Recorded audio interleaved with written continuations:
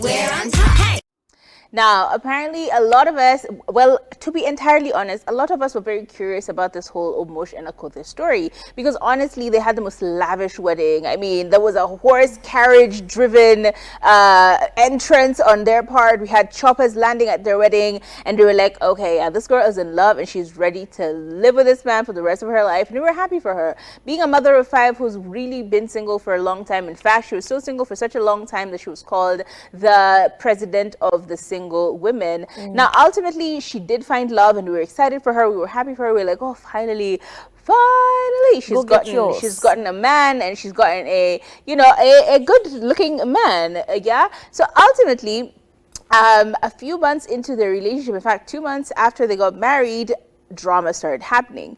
This news, apparently this man is married, apparently he's not even Swiss, he's Palestinian, apparently, and we're like, okay, what's going on? At this point in time, they were still in Switzerland together for their second wedding stroke their honeymoon, and all of us are like, babe, what's going on? Then she came back, and they were done. She was done with this man. We're like, okay, babe, what happened? So a lot of us speculated that the fact that he was married to someone else, or at least allegedly married to someone else, and he lied a lot about his character. He lied to his wife, apparently, that he was coming to shoot. It was all a PR stunt. Like, there's so much going on, and we're like, okay, maybe that's it. Maybe she's just like over it because she's like, how dare you? How dare you? But apparently there was a lot more that was going on in the background, that she found out that this man had been lying to her for a while. Can you believe that this man lied about his mental health issues? That's the one thing you cannot lie about. If you are struggling with mental health issues, talking about it, especially the people you love the most and are closest and nearest and dearest to you, is like the one sure way of making sure that everyone's taking care of you the right way. Everyone's making sure that you've taken your pills, like you're okay. Everyone knows when it's an episode, it's a manic episode about to happen. Like, we know what's going on because you've already told us that you have this one mental health issue that's been plaguing you, right? If we see you going through a depressive state, we don't feel like it's an us thing. We know it's a you thing, and we try and help you as much as we can. Like, there's the whole point of having and speaking about mental health issues is so that you can get the support that you need, right? But this man straight up lied about his mental health issues, and specifically, he lied about having a bipolar disorder, right? So ultimately, when she found out, she's like, okay, why would you lie to me about this? Why would you hide this one truth? And if you've lied to me about this, or you've kept this hidden from me, what other things are you going to hide from me? Not just now, but like in our future, in our marriage. What else are you going to lie to me about? What else are you not going to tell me or withhold truths about? And how is that going to work out for our marriage, ultimately going down the road? So yeah, she's just like, you know what, I can't do it. I can't trust you, and therefore I cannot be with you. And that was the nail on the coffin with regard to their relationship, and she's outie and she's done with that relationship.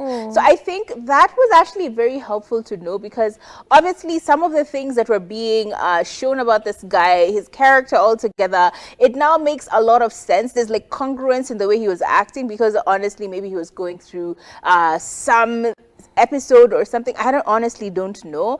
It just feels like, yeah, it's justified.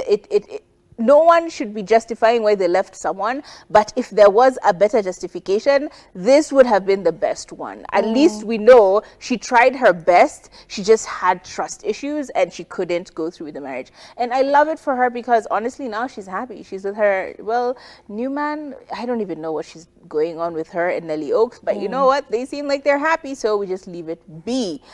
I don't know about you. If you're going through marital issues that are above you, I think it's okay to take this as a sign that you don't have to suffer through it. If it doesn't work out, if it's not making sense to you, you can exit the chat. There are two things you can take away from this Akothee situation. One, if you have to constantly defend your man to people, he's not the one. If you constantly find yourself justifying his actions, trying to say, you guys don't know him the way I know him, you guys, that's a lie, or you guys are the haters, especially when haters become involved in your relationship, just know he is not the one, because for whatever reason, he is making you look dumb out here. And here you are constantly rooting for him and justifying what he's doing and defending him and saying, my man, always doing damage control. Exactly. It makes no sense that if you're you're doing damage always controlling. hoo-haing everywhere, just know he is doing something he's not supposed to Yeah. do, and he's constantly doing because you're constantly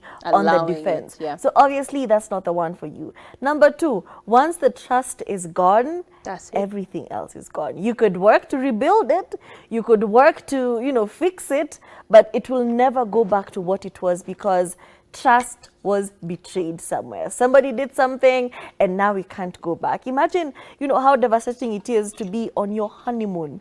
It's called the honeymoon phase for a reason. You've gotten married in Kenya, lavish wedding. You've been flown to Switzerland for your second wedding. Here you are trying to relax and find yourself in marriage and be married.